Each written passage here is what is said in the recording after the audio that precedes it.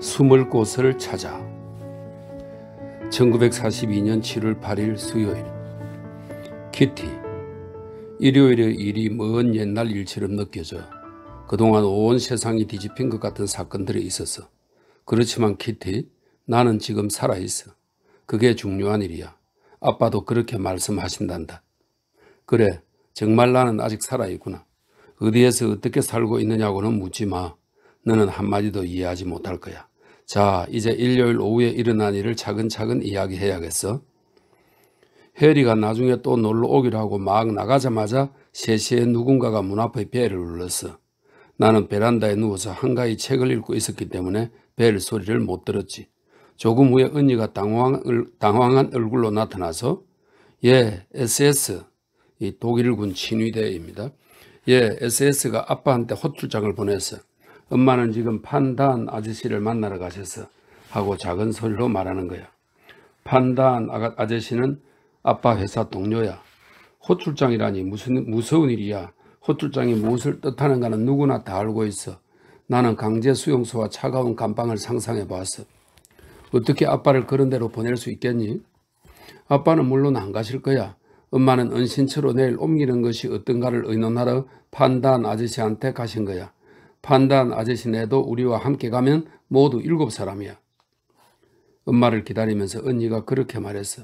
그뿐 우리는 아무 말 없이 아빠의 일을 생각하고 있었어. 아빠는 이런 줄도 모르고 요트세 양로원에 계신 분을 만나고 있었지. 더위와 긴장 속에서 엄마를 기다리며 우리는 말없이 두려움에 떨었어. 그때 갑자기 또 벨이 울렸어. 해리야, 내가 말했어. 문 열지 마. 언니가 황급히 나를 붙잡았지만 아래층에서 엄마와 판단 아저씨가 해리에게 말하는 소리가 들려왔어. 그들은 집 안으로 들어와서 문을 꼭 잠갔어. 벨이 울릴 때마다 언니와 내가 아래층으로 살그머니 내려가서 아빠인지 아닌지를 살펴보곤 했어. 판단 아저씨는 엄마와 얘기할 게 있으니 우리에게 다른 방에 가 있으라고 하시더군. 우리가 침실로 오자 언니는 호출장이 아빠에게 온 것이 아니고 자기한테 온 거라고 말하는 거야. 나는 아까보다 더 놀라서 그만 울어버렸어. 언니는 16살이야. 도대체 SS는 그같이 어린 소녀까지 혼자 그런 곳으로 보낸다는 거야? 그렇지만 언니는 가지 않을 거야. 엄마가 말씀하셨어. 그래서 아빠가 얼마 전에 은신처로 옮겨야겠다고 말씀하셨던 거야. 은신처, 우리가 옮겨갈 은신처. 도시일까 시골일까 양옥일까 초가집일까 언제 어떻게 어디로. 이런 걸 물어서는 안 된다고 했지만 생각지 않을 수 없었어. 언니와 나는 우리의 귀중품들을 가방 속에 챙겼어. 제일 먼저 넣은 것이 이 일기장이야. 그리고 손수건, 교과서, 빗, 묵은 편지들을 넣었어. 피난 가는 사람이 이런 것들을 가져가다니 미친 짓 같지만 나는 후회하지 않아. 내게는 추억이 옷가지들보다 더 중요해.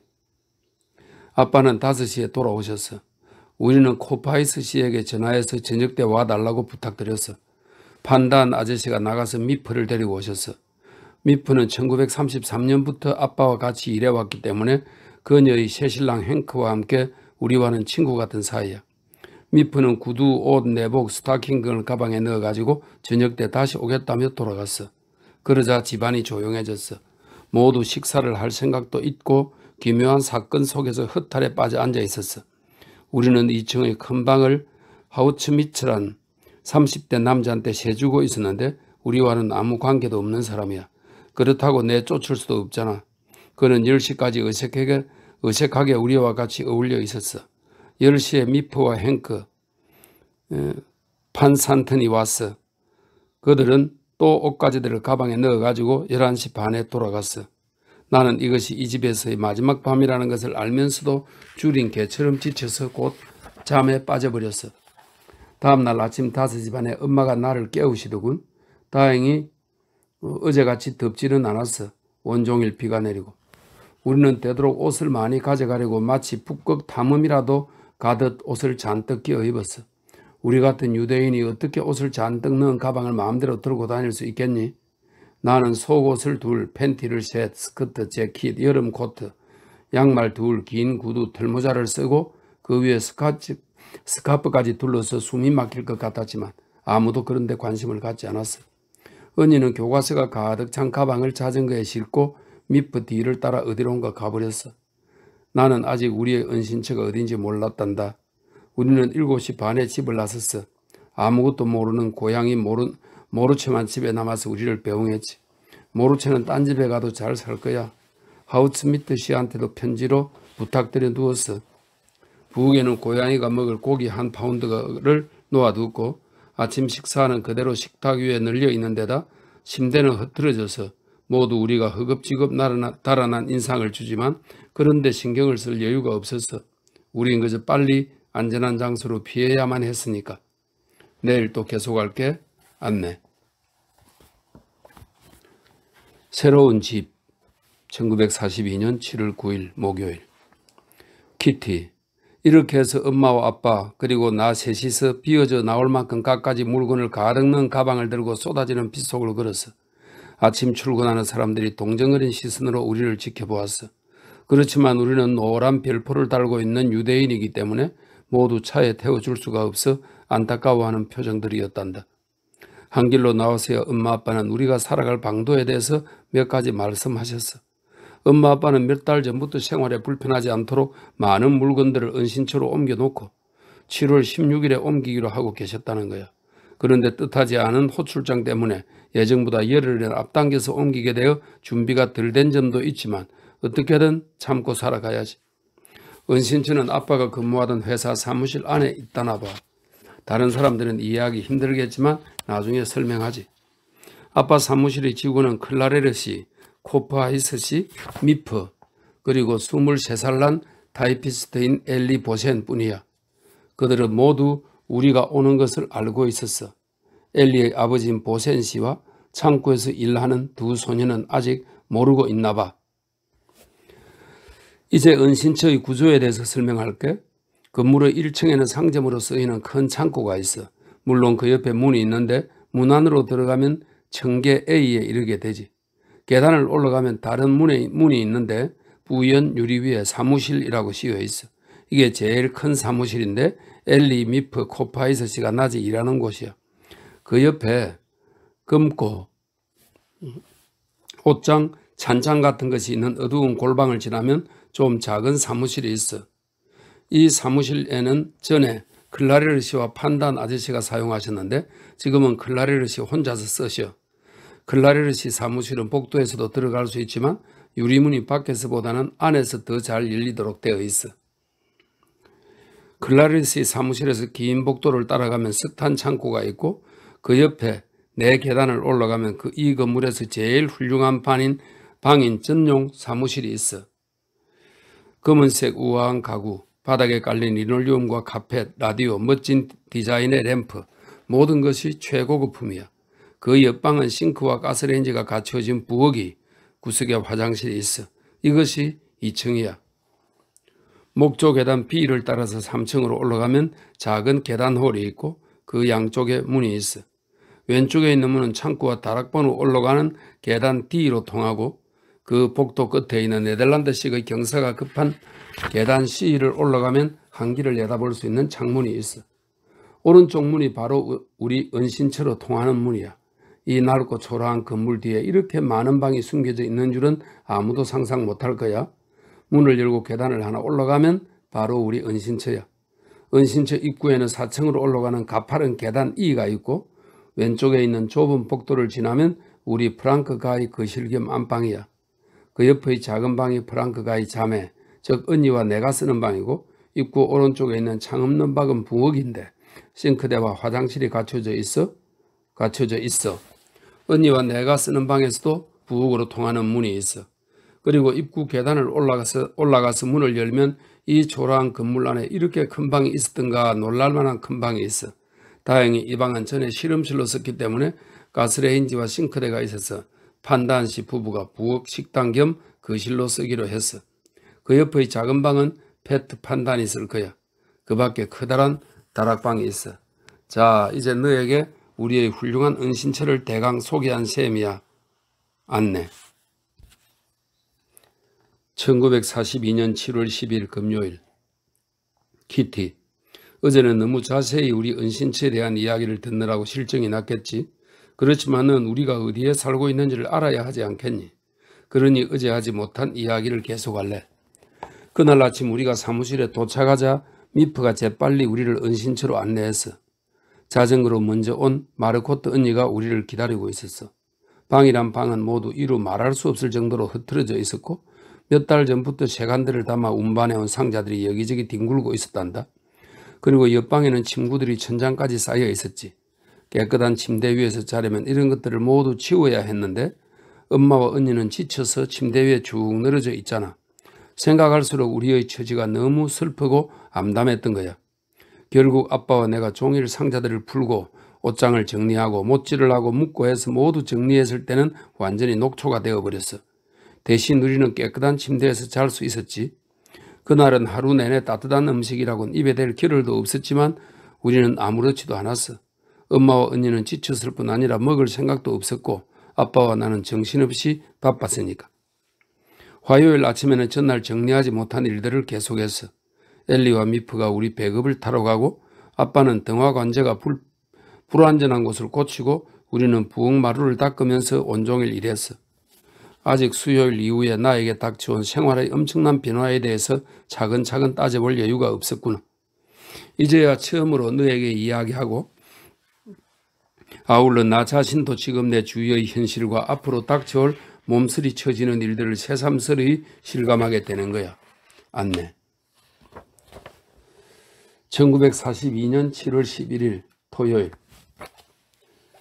키티, 엄마와 아빠와 언니는 15분마다 시간을 알려주는 베스텔 토렌 시계탑의 종소리가 귀에 거슬린대. 하지만 나는 처음부터 그 종소리가 좋았어. 특히 밤에 울리는 종소리는 정다운 친구의 속삭임같이 들려.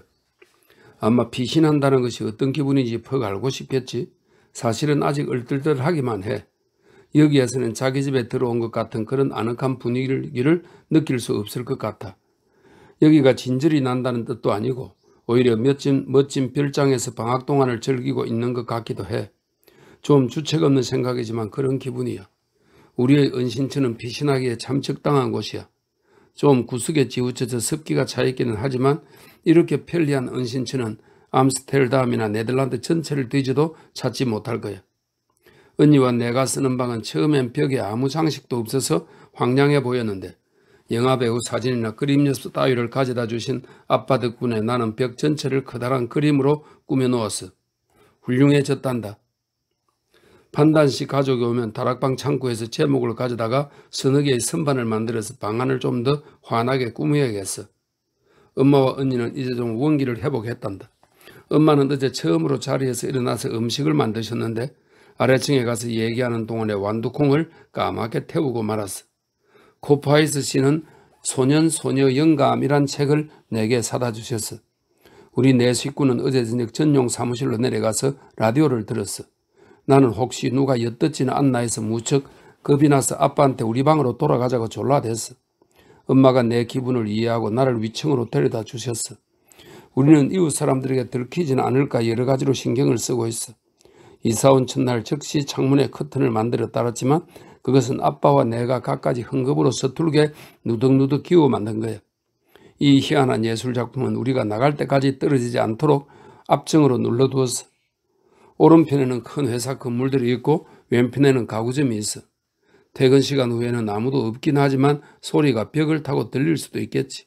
그래서 언니가 독감에 걸리자 밤중에 기침 소리를 내지 않도록 감기약을 듬뿍 먹였어. 나는 지금 화요일에 오기로 한 판단시 가족을 기다리고 있어. 이토록 쓸쓸하진 않고 퍽 재미있을 거야. 저녁이나 밤중에는 주위가 너무 조용하고 고요해서 섬뜩하기까지 해. 누군가 우리를 보호해 줄 사람이 같이 있어 주었으면 하는 생각이 들어. 절대로 외출할 수 없다는 고통이나 혹 발각이 되어 총살이나 되지 않을까 하는 공포의 감정은 어떤 것인지 모르겠지. 이런 따위의 상상은 별로 유쾌한 것이 못 될 거야. 우리는 낮에는 아래층에 있는 사람들에게 들리지 않도록 조용조용히 속삭이고 살금살금 걸어다니고 있어. 누가 나를 부르는구나.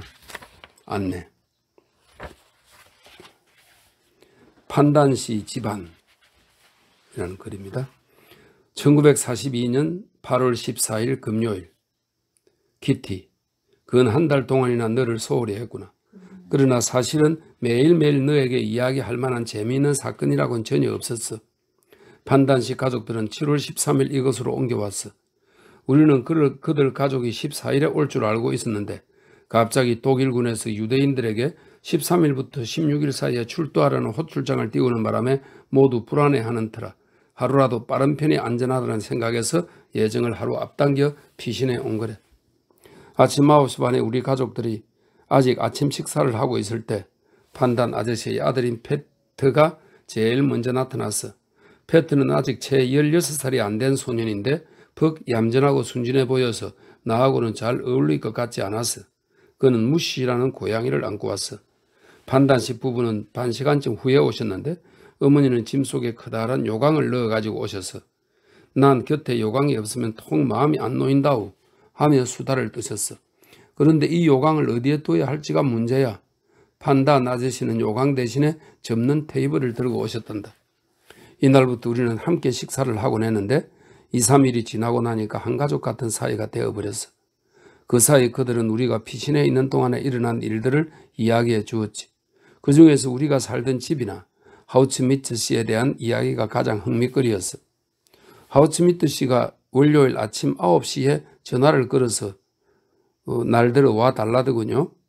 즉시 뛰어가 보니까 하우츠미트 씨가 몹시 흥분해 있었죠.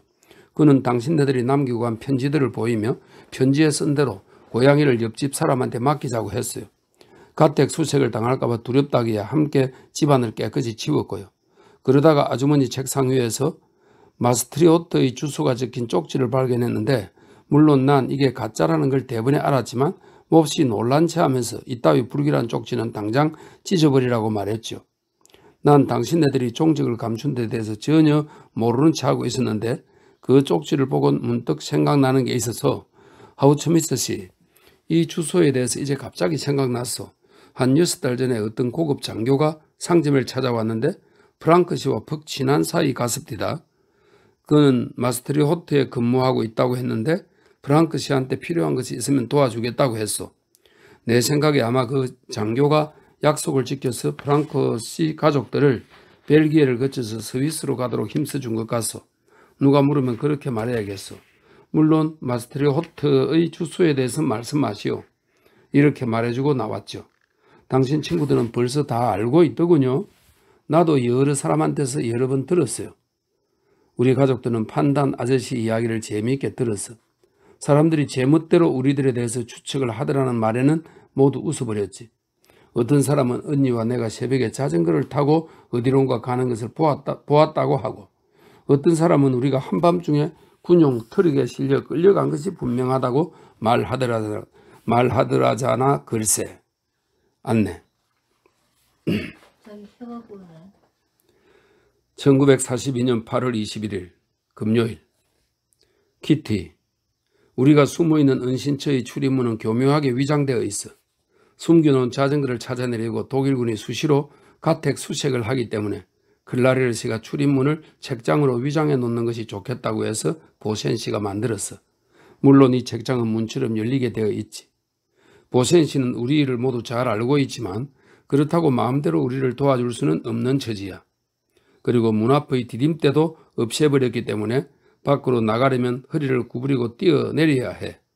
처음 며칠 동안은 이마를 문설주에 부딪혀서 모두 혹투성이가 되었어. 그래서 문설주에 톱밥을 넣은 포대를 못질해서 붙여놓았어. 이제 멋지게 처리된 셈이야. 나는 요즘 별로 공부를 하지 않아. 9월까지는 쉬었다가 그때부터 아빠가 가르쳐 주시기로 했어. 나는 스스로도 놀랄 정도로 배운 것들을 잊어버렸어. 그동안 이곳에서의 생활에는 거의 변화가 없었어. 판단 아저씨와 나는 늘 다투는 편이지만 언니는 반대로 아저씨의 귀여움을 받는단다. 엄마는 늘 나를 어린애처럼 다루시는데 화가 나서 도무지 참을 수가 없어. 그 밖의 일들은 별 탈이 없지만 페트에게는 아직 호감이 안 가는구나. 아주 진저리가 난단다. 그는 반나절이나 침대에서 게으름을 피우려다가 부서진 찬장이라도 고치는가 하면 다시 잠자리로 기어 들어가고 말이야. 게으름뱅이야. 오늘은 퍽 날씨가 좋아. 비록 숨어 사는 생활을 망정 우리는 햇빛이 가득 흘러드는 다락방에 캠프용 침대를 놓고 들어누워서 우리의 생활을 좀 더 밝고 즐겁게 지내려고 애쓰고 있어. 안내.